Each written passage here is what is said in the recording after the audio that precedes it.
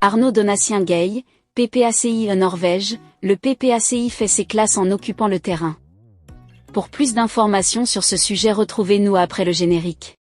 Mais avant de commencer, n'oubliez pas de vous abonner et d'activer la cloche de notification pour ne pas manquer nos prochaines vidéos. Bon visionnage.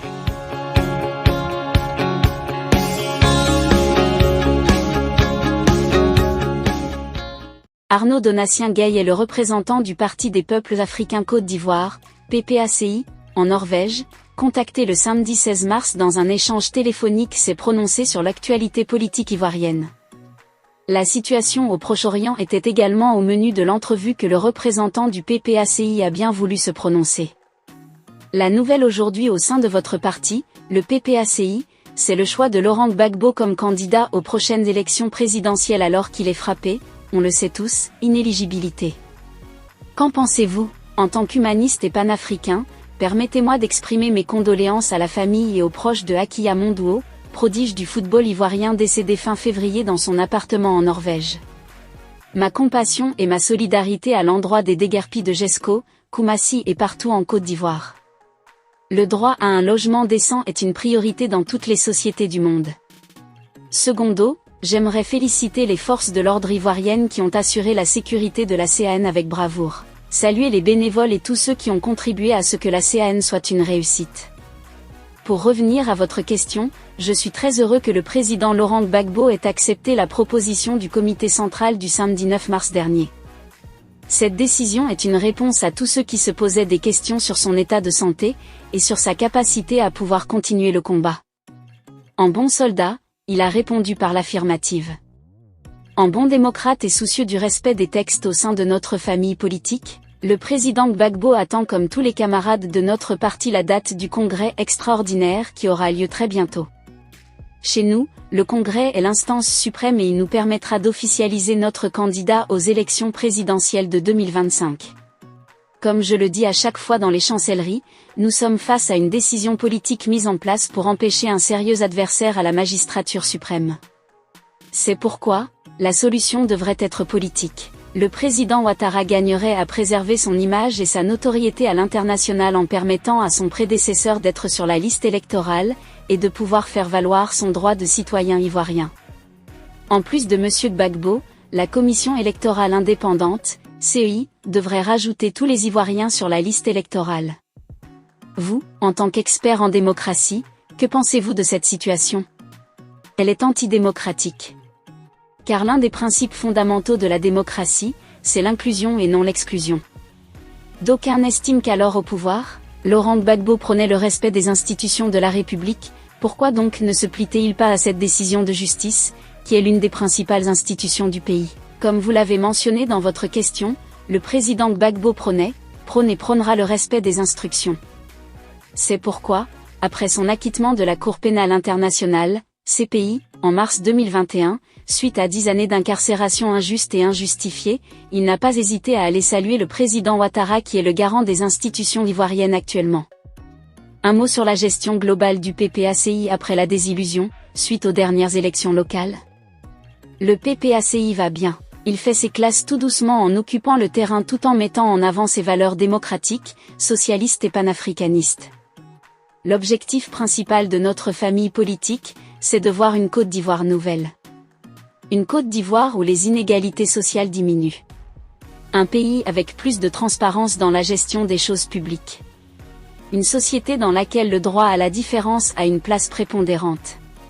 Une société à laquelle s'exprimer librement ne devrait pas être un danger pour l'auteur de la parole. Une société plus solidaire dans laquelle les citoyens sont logés décemment. Et surtout vivent dans la sécurité et en parfaite harmonie les uns envers les autres.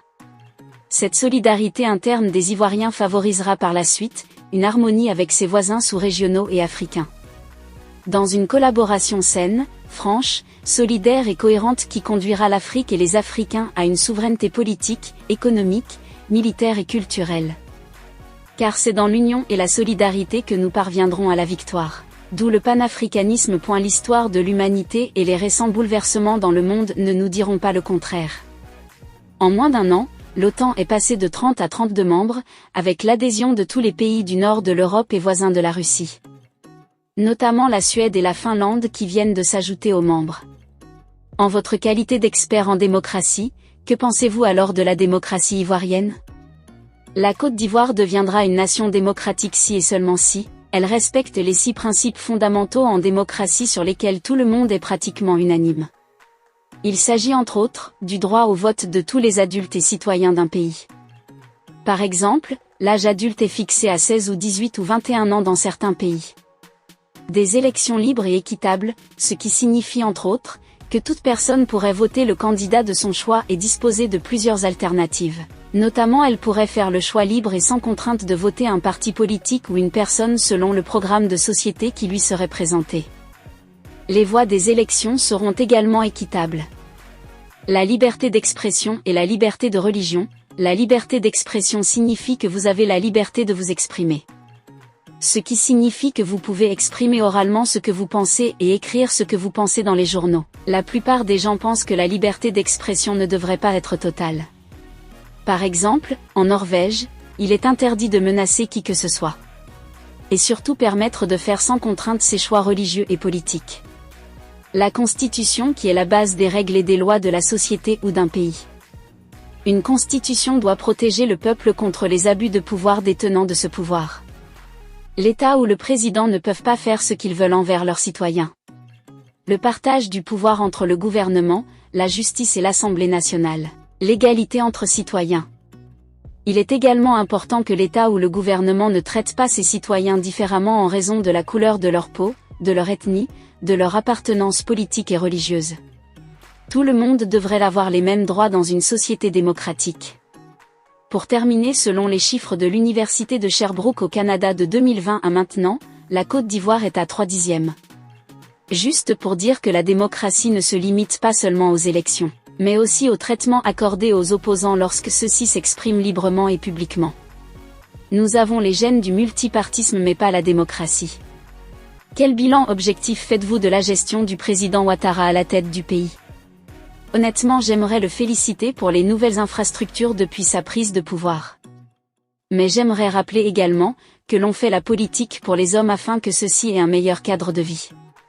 Au regard des chiffres de l'Institut national des statistiques, INS, le taux d'inflation est entre 4 et 5% depuis le début de l'année 2024. Ce qui voudrait dire que le taux d'inflation est supérieur au seuil communautaire, qui est de 3%.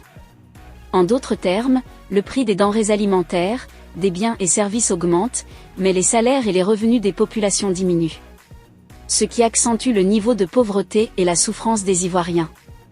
Aujourd'hui, nous avons 70 à 80% d'Ivoiriens qui vivent dans la pauvreté. Le taux de l'analphabétisme est de plus de 50%. Les producteurs de cacao n'ont toujours pas le droit de fixer les prix de leurs produits, ils souffrent pendant que les industriels et multinationales font du profit.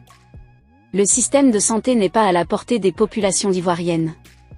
Il nous faut des services de police de proximité partout afin d'assurer la sécurité des Ivoiriens. Vu toutes ces conditions mentionnées plus haut, pour un économiste à la tête d'un État, je dirais qu'il a échoué. Si on vous demandait de décrire votre métier d'expert en démocratie en 3 mots, que direz-vous? Difficile de me limiter à 3 mots, mais je dirais observation, analyse et conseil. Dans le cadre donc de votre métier, quel est le plus gros défi que vous avez eu à surmonter? Apprendre rapidement à m'adapter aux différentes cultures afin de pouvoir faciliter l'intégration des personnes étrangères et vulnérables dans la société norvégienne. Vous êtes du Parti centre norvégien qui est la 3e force politique de ce pays et membre de la coalition au pouvoir. Pouvez-vous nous décrire concrètement votre rôle au sein de ce parti? Je suis chargé de la politique d'intégration et du travail des étrangers au sein de notre famille politique à Oslo. Semble-t-il que vous travaillez sur plusieurs projets? Si oui, lesquels? Après avoir participé aux élections municipales norvégiennes en septembre 2023. Nous préparons les législatives de septembre 2025. Pour ce faire, nous travaillons sur le nouveau programme du parti, Senterpartiet SP. Et surtout faciliter un meilleur cadre de vie aux populations vivant en Norvège. L'objectif est de créer une société plus solidaire, sécurisée, saine et prospère tout en se rapprochant de plus en plus des populations. L'objectif de notre parti, SP, au sein de la coalition au pouvoir, est de faciliter l'accès facile au transport, aux soins de santé, la présence des postes de police plus près des populations et la modernisation de l'agriculture. Je pense également que mon pays pourrait bénéficier de cette expérience dans l'avenir. Si vous le permettez, on va passer aux sujets internationaux et évoquer le conflit russo-ukrainien qui prend une tournure inquiétante avec la menace nucléaire. Ceux qui ont toujours pris les meilleures décisions, ce sont ceux qui se réfèrent à l'histoire. Et l'histoire de l'humanité nous enseigne que la solidarité des Alliés a eu raison de l'Allemagne nazie. Sans toutefois oublier que, les Allemands ont perdu la Seconde Guerre mondiale, 1940 à 45, parce qu'Hitler s'est attaqué à l'Union soviétique, aujourd'hui la Russie. Bien avant lui, il y a eu Napoléon Bonaparte, qui en 1814 a connu la défaite et une fin tragique, lorsqu'il s'était attaqué aussi à la Russie du général tsar Alexandre II. Cette crise ukrainienne devrait enseigner la solidarité aux Africains et aux pays africains.